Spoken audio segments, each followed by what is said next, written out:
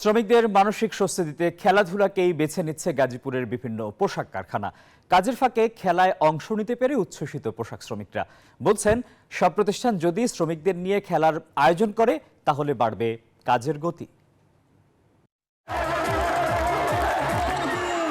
দেশের মানুষের বিনোদনের অন্যতম বড় মাধ্যম স্পোর্টস, যেখানে ভেদাভেদ ভুলে একসাথে আনন্দে মাতে সব শ্রেণী পেশার মানুষ। ঠিক তেমনি দেশের পোশাক শিল্প যখন নানা কারণে উত্তাল, তখন শ্রমিকদের কাজের গতি বাড়াতে খেলার এমন আয়োজন করছে গাজীপুরের বিভিন্ন প্রতিষ্ঠান। পোশাক খাতের অস্থিরতা কাটাতে প্রতিটা পোশাক কারখানায় এমন আয়োজন করা উচিত বলে মত শ্রমিকদের। আমরা সকালে 8টার সময় ঢুকি, রাত 8টার সময় বাইরে, আমাদের খেলার কোনো সুযোগ থাকে না। কাজের পাশাপাশি এই যে খেলার মাঠের যে আনন্দ, এটা উপভোগ করতে পারছি। আমাদের ওয়ার্কারেরা বা যারা স্টাফ আছে সবাই অনেক খুশি। এত কাজের মাঝখানেও আমাদের পরিচালক, আবার কোম্পানি মহাসচিব, চেয়ারম্যান স্যার, এমডি স্যারেরা যে খেলার আয়োজনটা করছে, আমরা অনেক খুশি।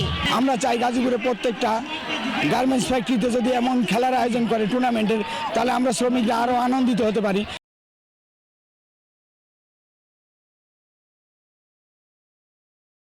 আয়োজক বেসরকারি পোশাক কারখানার কর্মকর্তারা বলছেন, খেলাধুলার মাধ্যমে শ্রমিকদের মানসিক স্বস্তি দিতে নানা চেষ্টা করে যাচ্ছেন তারা। আমাদের এই খেলাটা 5 সপ্তাহ ধরে চলতেছে। সামনে আরো মেয়েদের জন্য আমরা ইনডোর গেম সিস্টেম করব।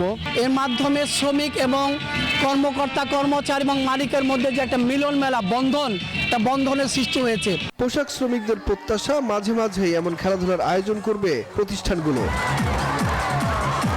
সুখন সরকার, নিউজ 24।